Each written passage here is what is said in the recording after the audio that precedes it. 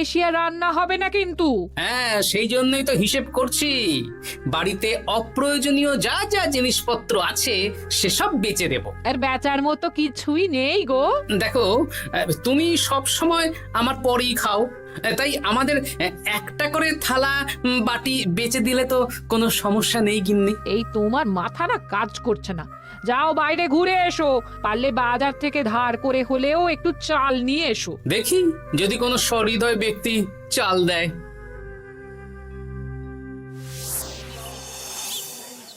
না গোপাল দাদা, বাজারের অবস্থা খুব খারাপ, আর আমি ধারে বিক্রি করছি না। আহা, আরে আমি কোনোদিন তোমার একানাও বাকি রেখেছি বলো?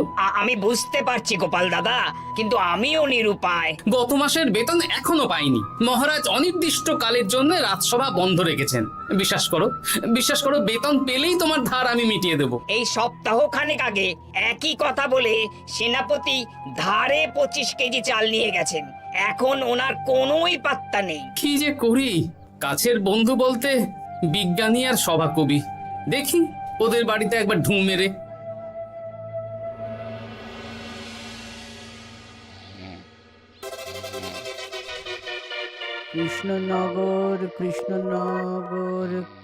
কৃষ্ণনগর শূন্য। হ্যাঁ, এবারে একটা মোহরও নেই। জাহাপানা সর্বনাশ হয়ে গেছে। কি হলো? পালে বাঘ পড়েছে নাকি? এই ঘুমের 12টা বাজিয়ে দিলে। জাহাপানা, এবারে কৃষ্ণনগর থেকে একটা মোহরও খাজনা আসেনি। হ্যাঁ, বলো কি? 1 মাস আগে বাৎসরিক খাজনা দেওয়ার শেষ দিন ছিল, কিন্তু এখনো একটা মোহরও খাজনা আসেনি। না জাহাপানা। পড়েছে এই বেগমের জন্য হীরের হার, হীরের কানের দুল, হীরের নাকছাবি বানাতে দিয়েছি। উজির, যা হোক করে কৃষ্ণনগর থেকে আমার খাজনা চাই। তাহলে তো কৃষ্ণচন্দ্রকেই তলব করতে হবে। যা করার করো। বাবা, এই সময় তোমার শখ হয়েছে ময়না পোষা? আরে না না, আমি পুষিনি। একটা পশ্চিমের গ্রামে কদিন আগে ঘুরতে গিয়েছিলাম। আচ্ছা, ওখান থেকে নিয়ে এসেছো? না, তাও আনিনি, ছোলা খেতে দিয়েছিলাম। দেখি তারপর আমার পিছনে উড়ে উড়ে চলে এসেছে। বাবা, এ তো ভালো কথা। বিয়ে তো করলে না, তাও একটা সঙ্গী জুটেছে। এ যে সে পাখি নয় গোপাল, এ ময়না কথা বলে, দেখবে। এই ময়না, বলো তো গোপাল এসেছে। আরে বাস, বলো তো গোপালের ভুঁড়ি আছে আমার নেই।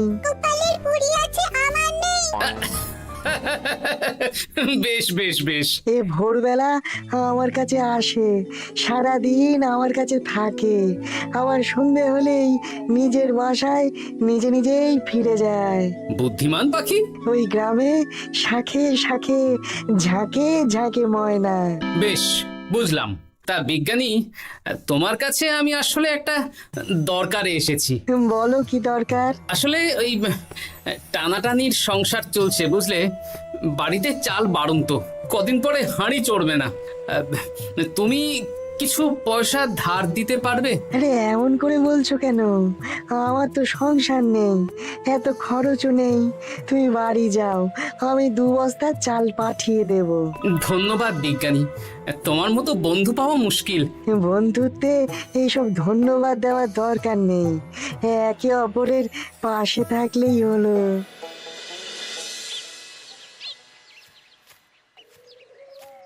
এ কি গো, খালি হাতে ঢুকছো যে?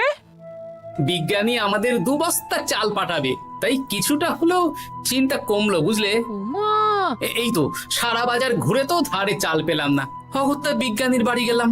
উনি সত্যি তোমার বন্ধু? হ্যাঁ গিন্নি, জানি না কতদিন আমাদের রাজসভার সমস্যাটা চলবে। দেখি অন্য কোনো কাজে লাগতে হবে, বুঝলে। এই দেখো যা করার তাড়াতাড়ি করো, এভাবে তো আর চলতে পারে না গো।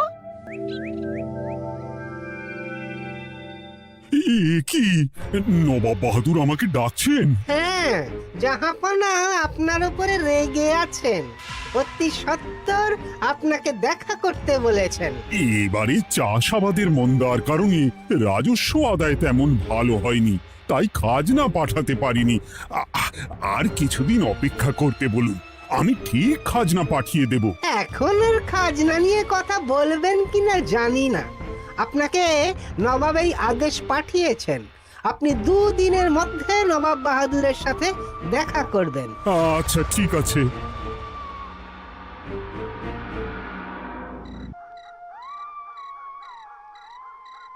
মহারাজ, এই বিপদের সময় আপনাকে একমাত্র একজনই সাহায্য করতে পারে, আর সে হলো গোপাল। আমি কোন মুখে গোপালকে ডাকবো বলো তো রানী? দীর্ঘদিন ওদের বেতন দিতে পারছি না। গোপাল এরকম স্বার্থপর মানুষই নয় যে নিজের কাজের সময় কাজী আর কাজ ফুরলে বাজি হয়ে যাবে। আপনি একবার বলেই দেখুন না। বেশ, তাহলে আগামীকাল সকালেই গোপালকে ডেকে পাঠাচ্ছি।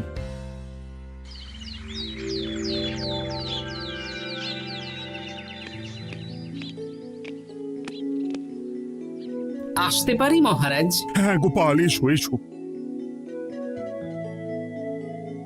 মহারাজ আমাকে হঠাৎ ডেকে পাঠালেন যে?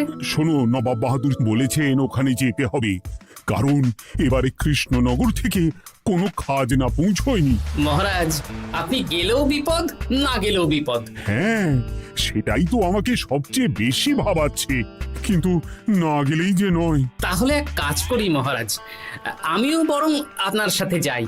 যা বিপদ আসবে একসাথে লড়বো। ও গোপাল, তুমি যেন আমার বুক থেকে পাথর নামিয়ে দিলে।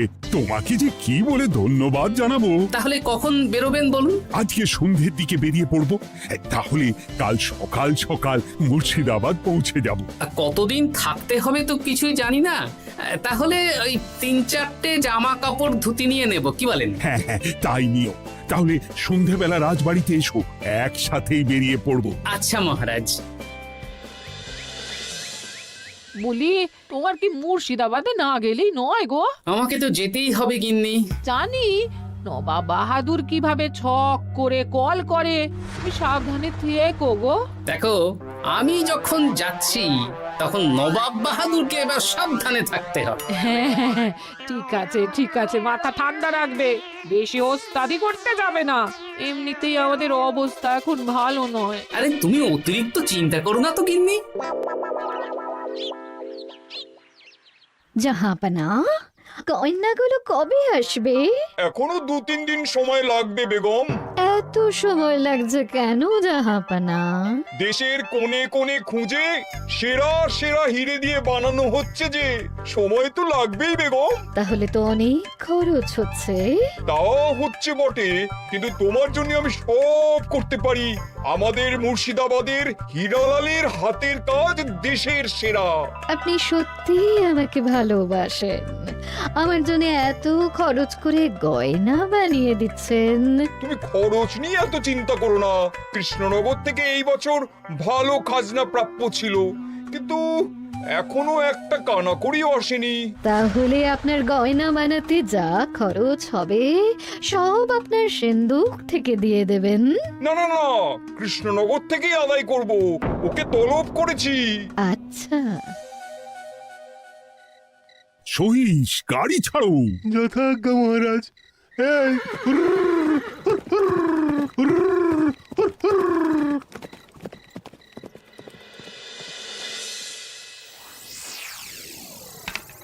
এত রাতে আবার কে এলো রে বাবা? খুলছি খুলছি।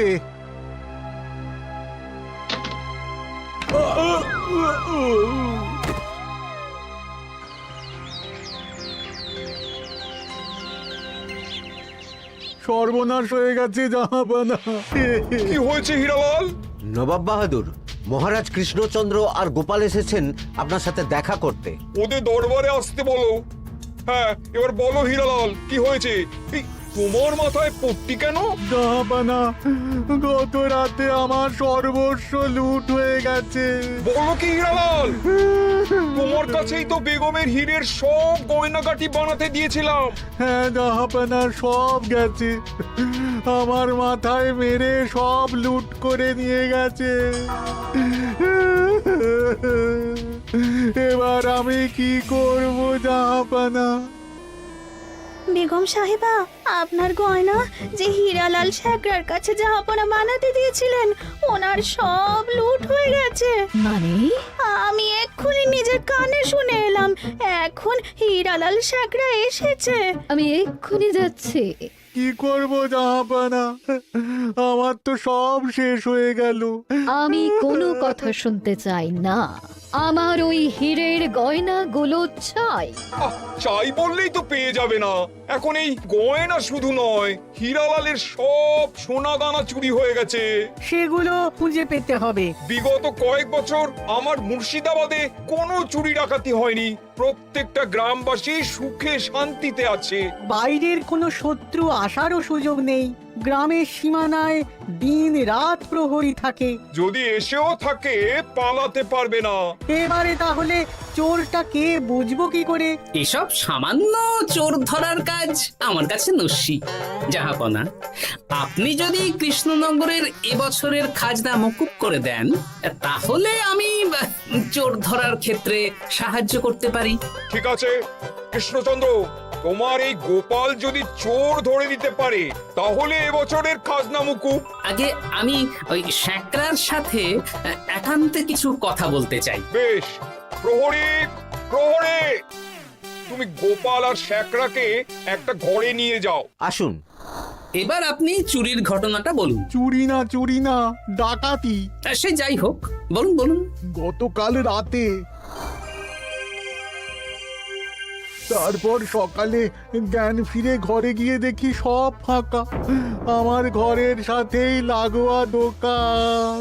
আচ্ছা, দেখুন, আমি আপনার কথা শুনে আর একটু আগের যা আলোচনা শুনলাম তার থেকে মনে হচ্ছে এই চোর স্থানীয় চোর। কি করে বুঝলেন? কারণ বাইরের চোর হলে তো এত নিখুঁত কাজ করা সম্ভব নয়। চোর নিশ্চয়ই আপনাকে ব্যক্তিগতভাবে চেনে। হ্যাঁ, এবার মশাই আপনি বলুন তো, আপনার কোনো শত্রু আছে? না, শত্রু নেই তেমন। আমার সাথে কারো সম্পর্ক খারাপ নেই।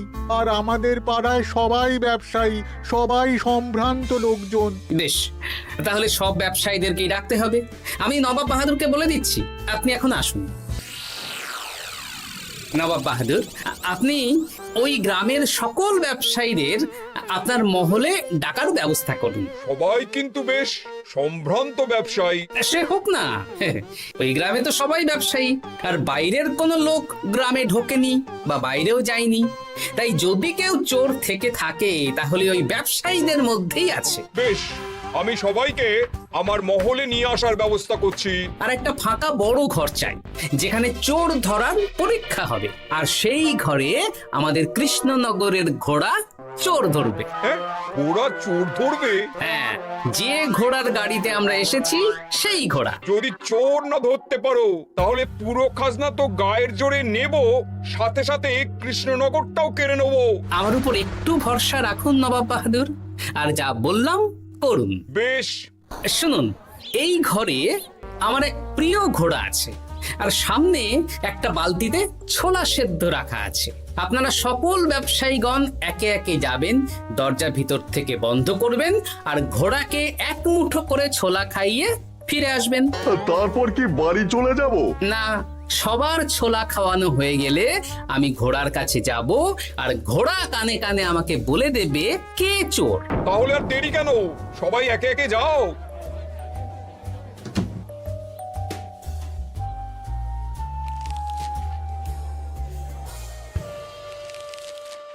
কি করি যদি ঘোড়া সত্যি সত্যি বুঝে যায়? ছোলা খাওয়াবোই না। ব্যাস, ছোলা খাওয়ানো হয়ে গেল। এবার গোপাল বলো তো কে চোর?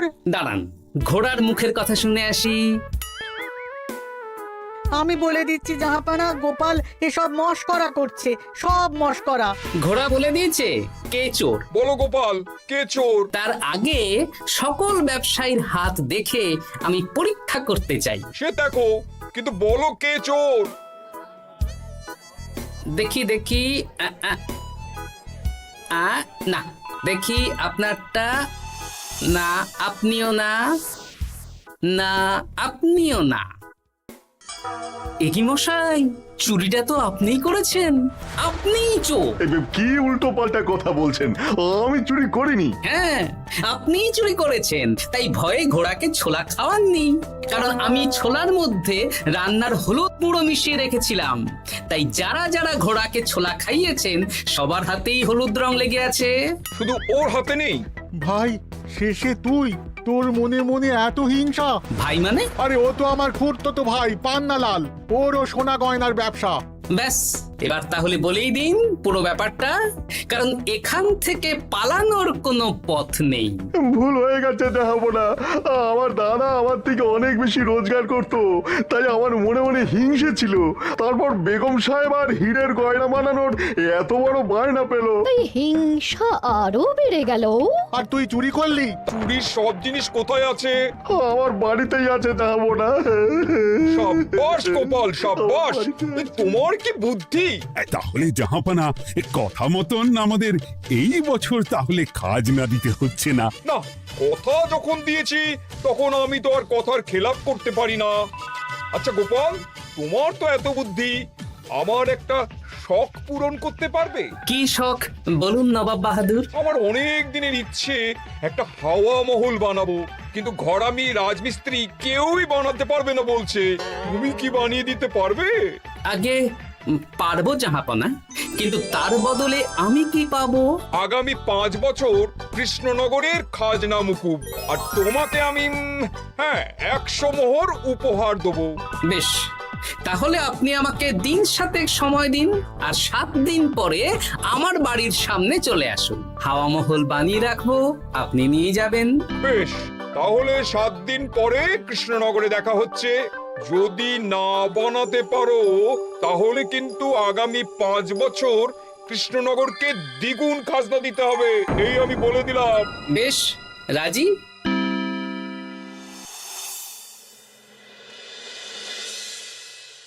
বেশ তো বড় মুখ করে বলে দিলে হাওয়া মহল বানাবে। রাজি রাজি। এবার যদি না বানাতে পারো, সব তো উল্টে যাবে। আপনি চিন্তা করবেন না মহারাজ, নবাব বাহাদুর আমাকে প্যাঁচে ফেলতে চেয়েছেন, তাই আমিও ওনাকে ঘোর প্যাঁচ দেব।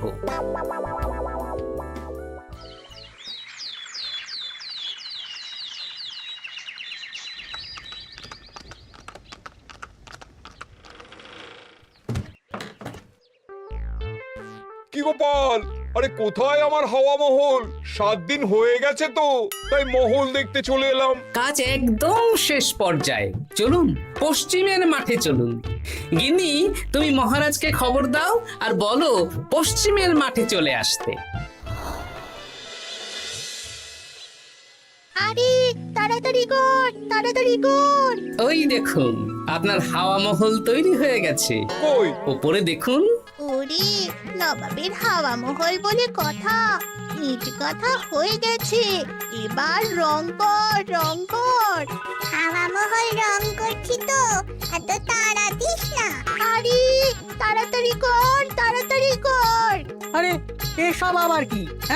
ময়না পাখি হাওয়া মহল তৈরি করছে? হ্যাঁ, হাওয়া মহল তো, তাই হাওয়াতেই তৈরি হচ্ছে। হাওয়া তো আর চোখে দেখা যায় না, আমি তৈরি করিয়ে দিয়েছি। এবার জাহাপানা আপনি নিয়ে যান। হয়ে গেল, এবারেও গোপাল দাও মেরে দিল। মানে আমি কি করে? সে তো জানি না জাহাপনা, আপনি বলেছিলেন হাওয়া মহল বানিয়ে দিতে হবে, আর আমি আপনার আবদার পূরণ করেছি। এখন আগামী 5 বছর আমরা খাজনা মুক্ত। সাব্বাস গোপাল। ওরে, রংটা ভালো করে কর, ভালো করে কর। নবাবের হাওয়া মহল। গোপাল, তুমি সত্যিই বুদ্ধিমান, তোমার বুদ্ধির জবাব নেই। শোনো, আগামী 5 বছর কৃষ্ণনগরের খাজনা মুকুব, আর এই নাও তোমার 100 মোহর উপহার। এবার বলো, তুমি এই অসম্ভবকে সম্ভব করলে কি করে? আমি বুঝতেই পেরেছিলাম, আপনার মুর্শিদাবাদের চোর ধরার পরে আপনি আমাকে যখন হাওয়া মহল বানাতে বললেন, তখন নিশ্চয়ই কোনো উদ্দেশ্য আছে। কারণ আপনি তো মন থেকে চাননি যে খাজনা না দিয়ে আমরা মুক্তি পাই। তাই গোপাল এই চালটা চাললো। যদিও আমি গোপালকে একটু সাহায্য করেছি। কিরকম সাহায্য? কদিন আগে আমি বিজ্ঞানীর ঘরে গিয়ে দেখি একটা ময়না হুবহু মানুষের মতন কথা বলছে। আর বিজ্ঞানী বলল এরকম অনেক ময়না পাখি আছে। ব্যাস এই এক সপ্তাহ ধরে আমি ময়নাগুলোকে বিভিন্ন বুলি শেখালাম, আর ওরা সেগুলোই বলে চলেছে। নয়, হ্যাঁ। ওরে রংটা ভালো করে কর, ভালো করে কর, নবাবের হাওয়া মহল। মহারাজ 100 মোহর আপনি রাখুন। আমাদের সব সভাসদদের এই মোহর থেকেই আপাতত বেতন দিয়ে রাজসভা শুরু করুন। ধন্যবাদ গোপাল, তোমাকে আমার সভাসদ পেয়ে আমরা সবাই ধন্য। আর বিজ্ঞানীকেও। হাসির রাজা, জ্ঞানের রাজা, রসিক রাজা, গোপাল ভাঁড়।